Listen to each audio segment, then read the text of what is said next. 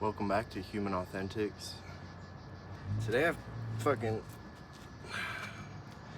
picked a very uncomfortable spot to do this, and I think that's pretty fitting because this session, Jesus, I didn't fucking lie.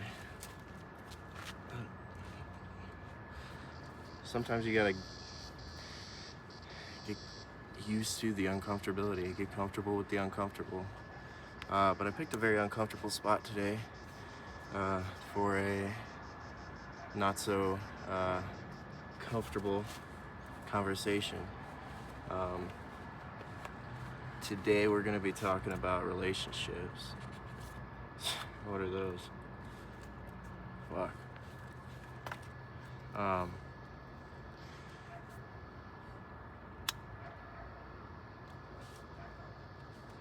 There's a few different things I wanted to get into, but yeah, we'll start with the Tao.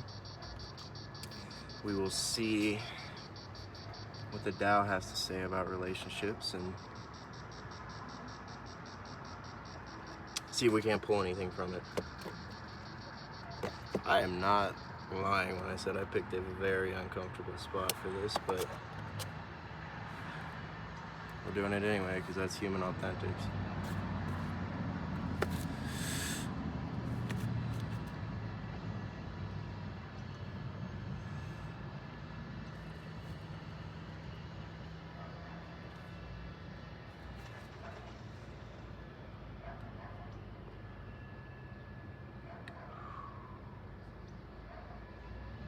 Damn.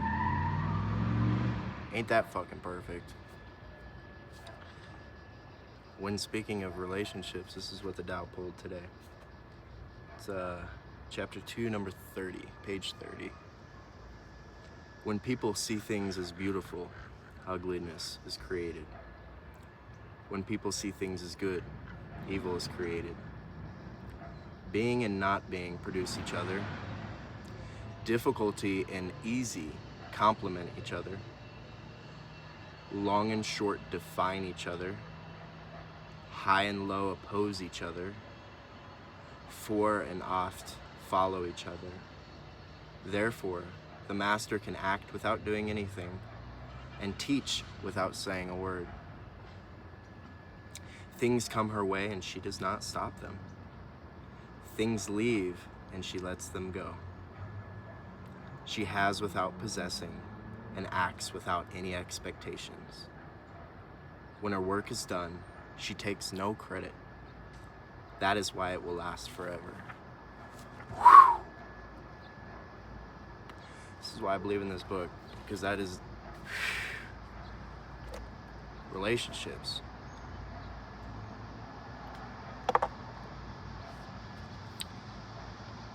And I think a lot. If you're an overthinker, join the club. But I think that's a gift. It's a gift to be able to overthink. Now when thought turns into non-action due to avoidance, then we might have something to talk about. But I think a very thought-provoking mind is a gift. But we'll start with this. Things come her way and she does not stop them.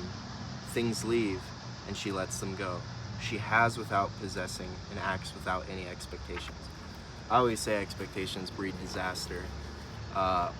Unless you've got, unless you have a time machine in your pocket, expectations do nothing good for me, at least, because you're just setting yourself up for failure, expecting something. You know, I need this out of this situation, or I need that out of this person, is just imposing. If I were to do that, I'll speak from my position. If I were to do that, I am inflicting my will onto another, and that is not something that I preach nor stand on. Things leave and she lets them go. letting go of people is hard, especially when you love them.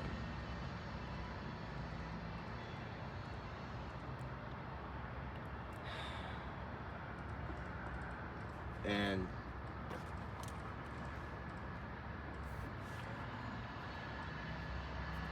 sometimes we have to let loved ones go. And that's the most loving action for us and them at times. You know, real love's hard to come by. It's in everything, but like real unconditional love, where there is no expectation, there's just acceptance. Accepting that you and I are different, that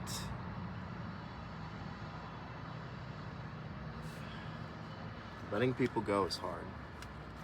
But sometimes you can either let go or get dragged. And I'm not one to get dragged. She has without possessing.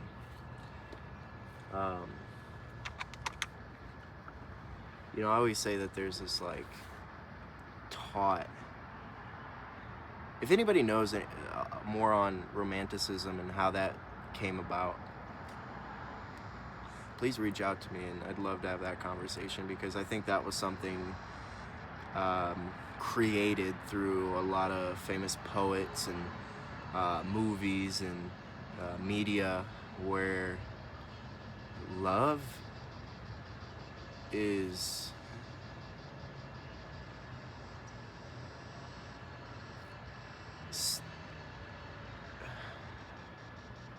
you know what, I'm gonna pull something.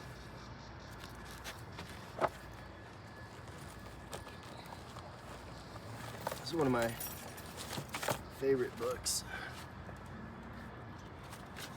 Prophet. God. Uncomfortable position for an uncomfortable topic. And I really like how, I'm not gonna read the whole thing because it's really not that long, but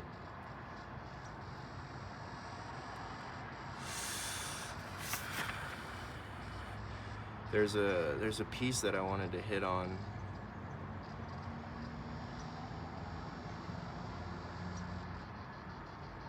Where it says,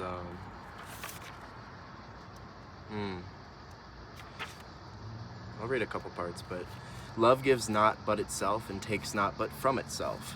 Love possesses not, nor would it be possessed, for love is sufficient unto love. When you love, you should not say, God is in my heart, but rather, I am in the heart of God. And think not, can you direct the course of love? For love, if it finds you worthy, directs your course. We'll stop there. Love directs your course. One of these phrases that's been toying in my mind, I've been toying with in my mind, is the difference between codependency and compromise. Compromise is important for any relationship. I mean, my way or the highway doesn't really last very long. No. However, compromise can turn into codependency whenever, if I were in a codependent relationship, that would look like my feelings and emotions rely solely on you. How you treat me, how you don't treat me. That's codependency. Reliance on another to be. Reliance on another for your state of being. And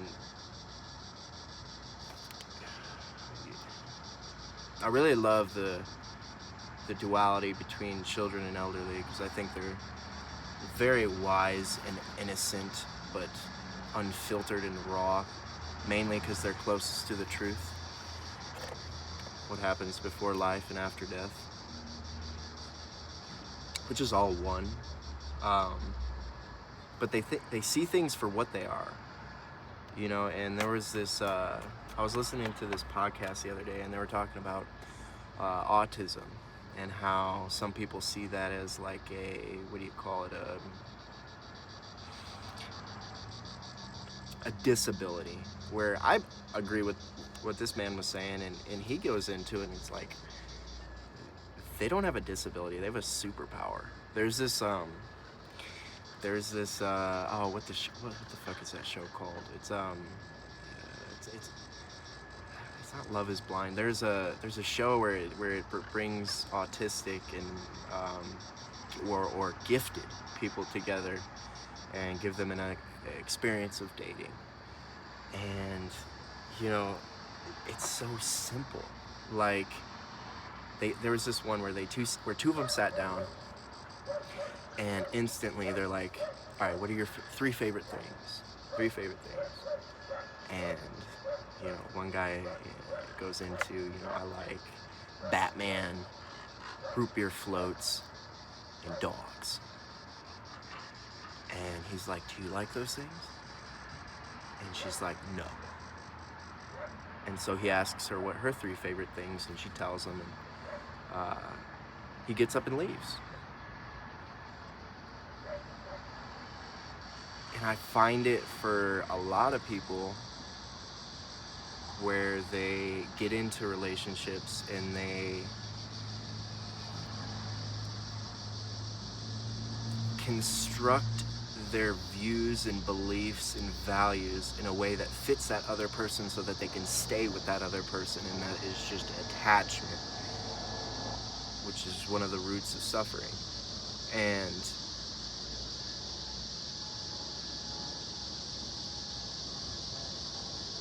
possession is not love to me. You know, two people should be able to walk freely, and when they come together, it's a celebration, and when they're apart, they're whole. And this is coming from what I grew, you know, some of the things I saw growing up is like this unhealthy, and maybe it's from fucking Disney or romantic movies, rom-coms, or what have you, but there's this irrational belief that, you know, you are my other half and together we are whole, and if you're by my side we can take on the world and do, you know, brilliant things, but whenever we're apart, you know, I'm so empty and lost and all of that bullshit. And that's not it to me, you know. And I'm curious what whoever the fuck listens to this knows, because that's not love. Love is like finding your wholeness. There's a hummingbird. Finding your wholeness and flowing through life to where you find someone else who is whole in their own being. They have their own identity. I think it's important for them to know what it means to have self-worth, and then whenever you come together, it's a cute little infinity sign. But because I'm a visual guy, but the best part about that is if you maintain your independence, and this is huge. Maintaining your independence in a relationship, being able to share spaces and things, but here we go. Being able to share a space, but also maintain the person you are becoming throughout that relationship. Because, you know, I was talking to another friend, you know, a while ago about the difference between love and infatuation, and infatuation to me is like this idea, right? You know, some confuse it as love and say, and they have this idea of somebody, and in their head it's perfect of maybe who they are or were whenever they met them, or who they believe they could become. You know, I have this, I love you so much, they say, that I know you could become this person. But to me, that's not love. Love is unconditional. And to love someone through their changes is hard. It doesn't have to be, but for me, it's fucking difficult. Infatuation is an idea, it's a fantasy. Where love is acceptance. And I think there's another good one in here too. It gets onto marriage, but it says this, you know, I love this book. If you haven't checked out The Prophet, I recommend it. Kahlil Gibran, however you pronounce it. So this is part of,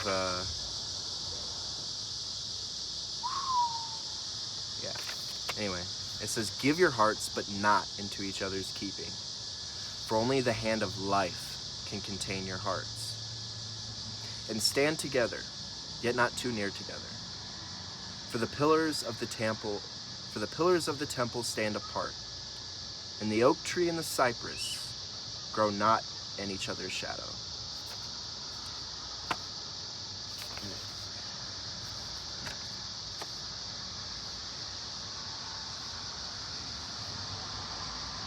You know, love is not, to me, attachment. Because attachment quickly becomes enmeshed. When people are enmeshed, they lose their individuality. They lose their self. And I'm a big man on self-care, and I think part of my self-care, and I think a lot of people could benefit from this, is, you know, go out and do shit that you enjoy alone. Go to your favorite restaurant, order your fucking platter of food or whatever it is. Go to your favorite spot. Meditate. Treat yourself. And in society, this is what I see. I could be dead wrong, but in society, I feel like, and in my life, there's times where I feel like I need to be with someone in order to go and enjoy something. Like, it's weird going to a restaurant sitting by yourself. It's like, oh, are you waiting on someone? No. It feels weird, you know, uncomfortable. But after a while, it becomes this groundbreaking, eye-opening freedom of being you. And that's what this, that's all I'm really trying to do with this fucking Human Authentics, is just creating a space where people can come and be you. Just be you. But relationships are hard. If anybody has any advice, I'm open ear. So the last part is, when her work is done, she takes no credit. That is why it'll last forever. And that recaps a lot of what we've been talking about lately. Is don't take the credit. If you want a high, or not a high, but a healthy self-esteem, very simple. You do esteemable acts. But the thing is, with doing the right thing, we lose part of it when we seek validation, recognition, or applaud. If you want to feel good about yourself, do good things for yourself and others, and don't tell anyone. Keep that. That's what you can go to sleep with. That's what you can hit the pillow at night and be like,